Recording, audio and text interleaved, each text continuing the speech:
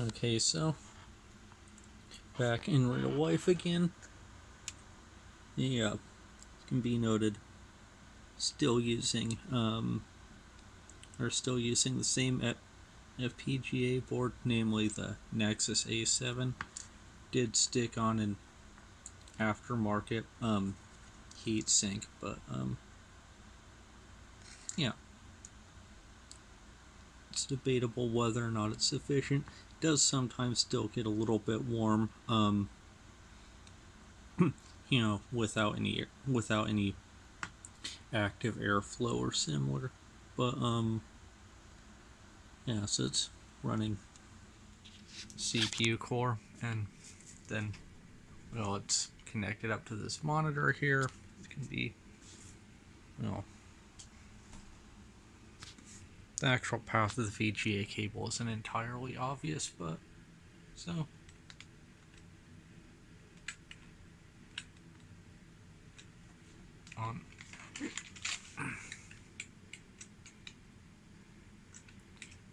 But yeah,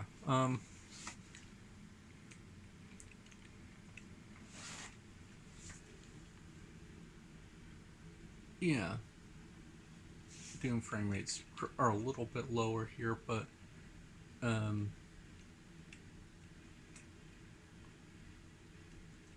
still seem to be within the double-digit territory.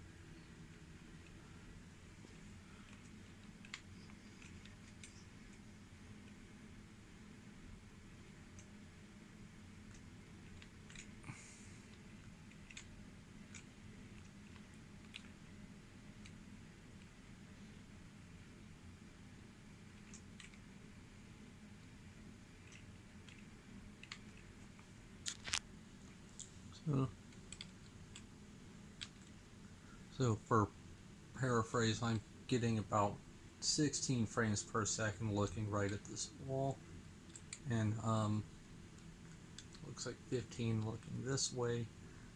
So yeah, and around 9 or 10 in this here corridor. But yeah.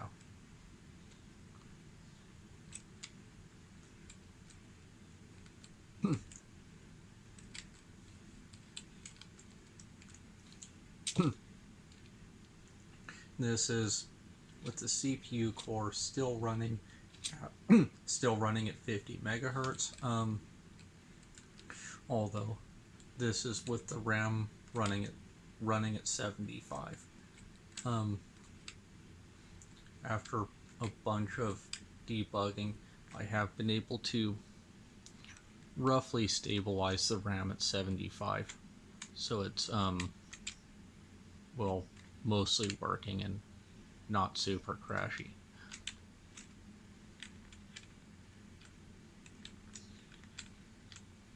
But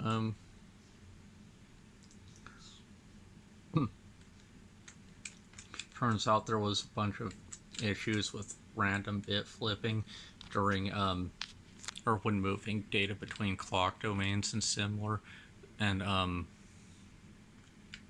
that turned out to have been an issue for stability. But I've added some error checking, and yeah, and some error checking, and yeah, that seems to be more stable now.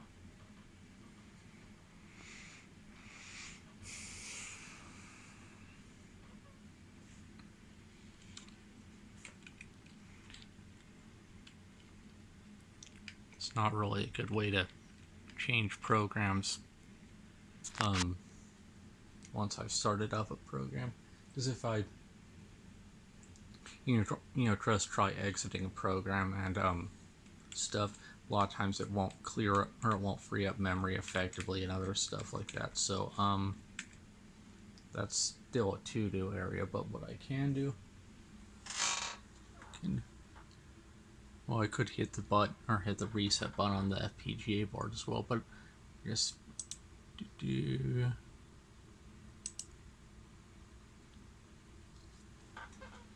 and that causes it to reset.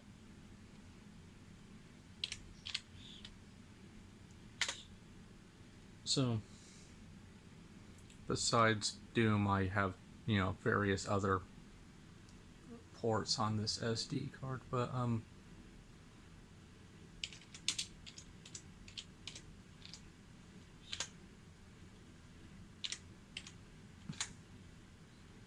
also monitor has lost its configuration. I will attempt to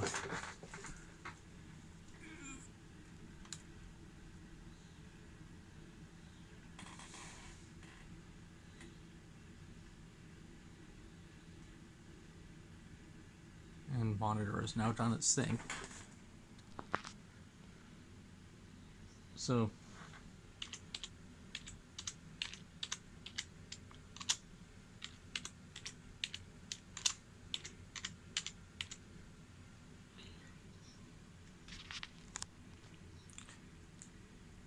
and see if all goes well.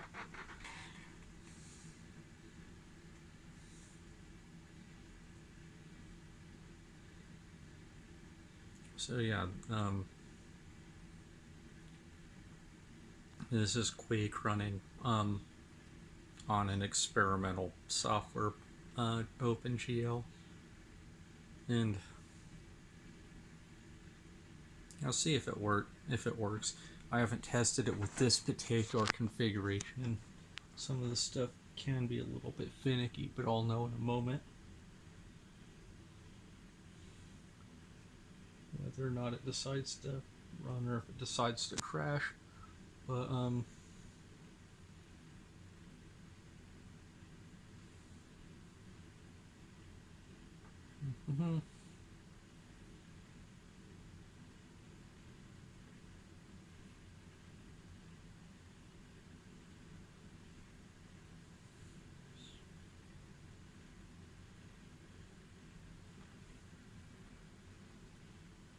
and it is going.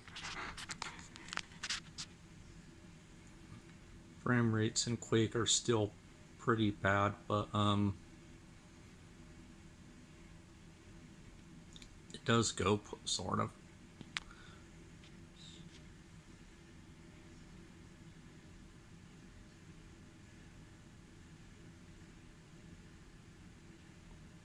And it appears that the auto calibration on the monitor kind of sucked, but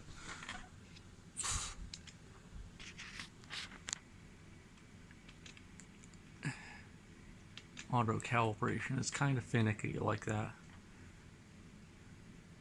So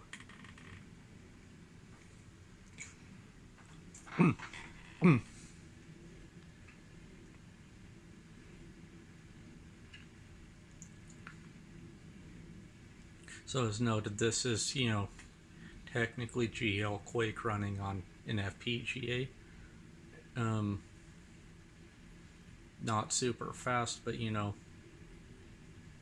compared to what one could expect for like software emulated OpenGL on an FPGA on a CPU core running at 50 megahertz, I consider it, not that bad.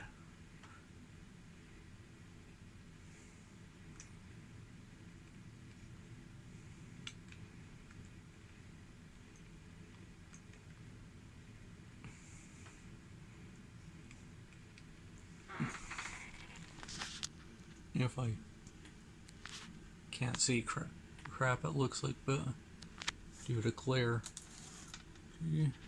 but can be noted. Yeah, the things all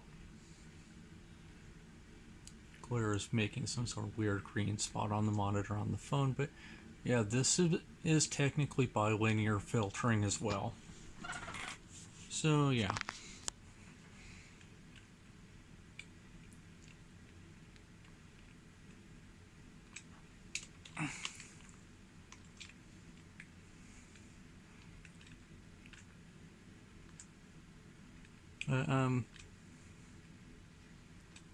The problem with Quake is that it does tend to hang out pretty much at low single-digit frame rates on this, but the single-digit frame rates are pretty obvious here. But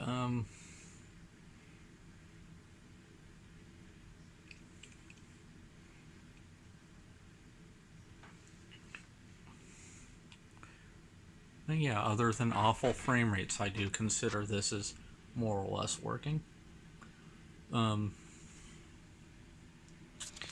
This version of Quake had been modified slightly into, well, in terms of trying to reduce the computational cost of the renderer some, was one aspect, but also, as opposed to loading the textures as 32-bit RGB, it basically uses DDS files and loads the textures as DDS files, mostly using DXT1 compression.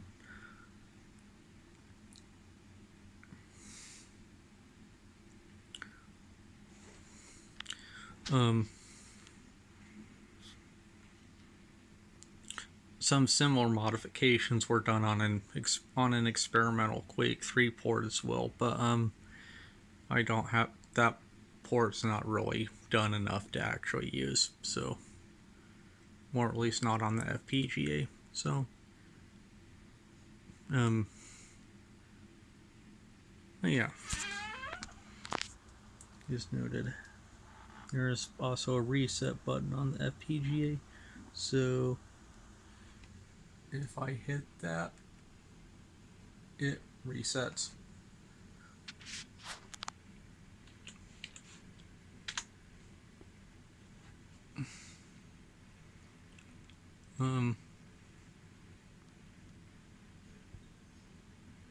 Yeah, other than that, well, I have, yeah, various other things on here right now, so.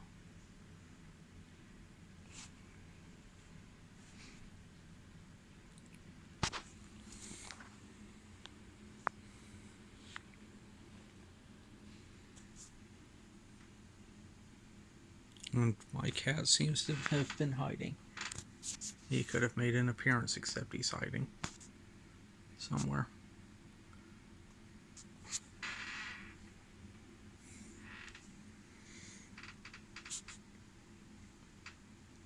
Yeah, I also have, well, Heretic and ROTT ports and similar, and also Hexen.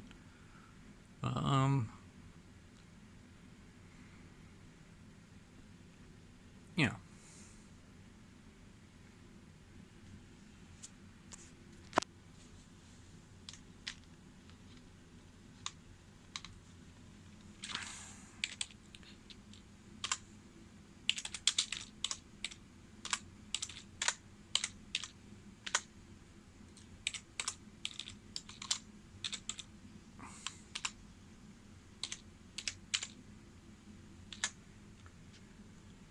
And I will see if ROTT decides to be cooperative this time.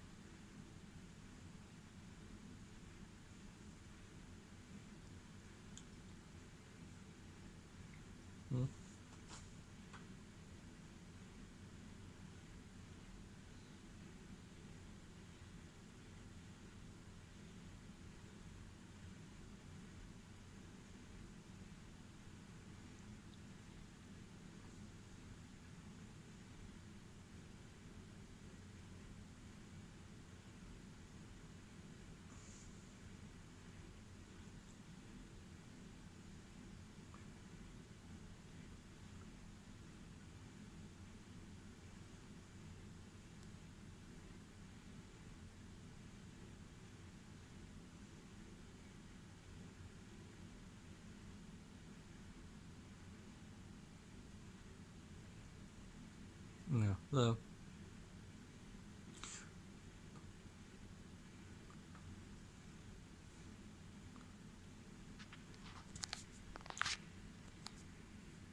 so thus, so far so good. ROTT appears to be running,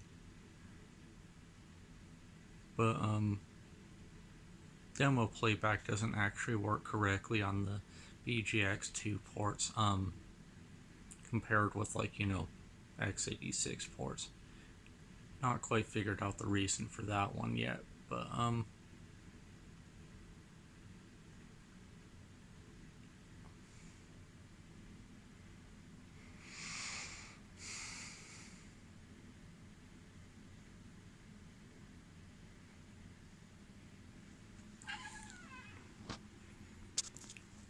yeah, this is, as noted, after I'd gone and basically redesigned the whole memory bus architecture. Originally it was using a bus that only allowed one request at a time, but I've switched over to using a basically a ring bus, which allows multiple memory requests to happen at the same time. Although the processor is still strictly in order, so only one operation happens at a time, at least as far as the CPU itself is concerned. But the bus does allow multiple cache lines to be in flight at the same time, so it's a little bit faster in that respect. However, the RAM is still pretty slow. Typically I'm only still only like getting single-digit megs per second for the RAM. What is this? It's Kitty.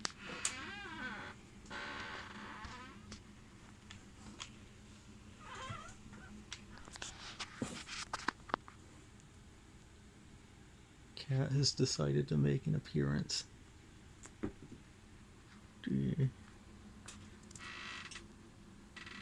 But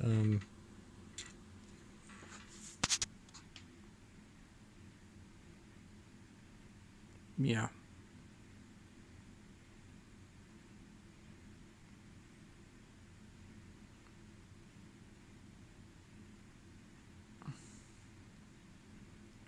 So yeah, it's sort of working and it's not crashed yet. So that's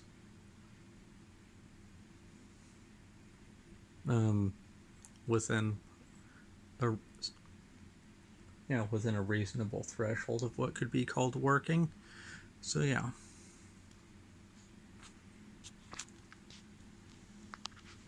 And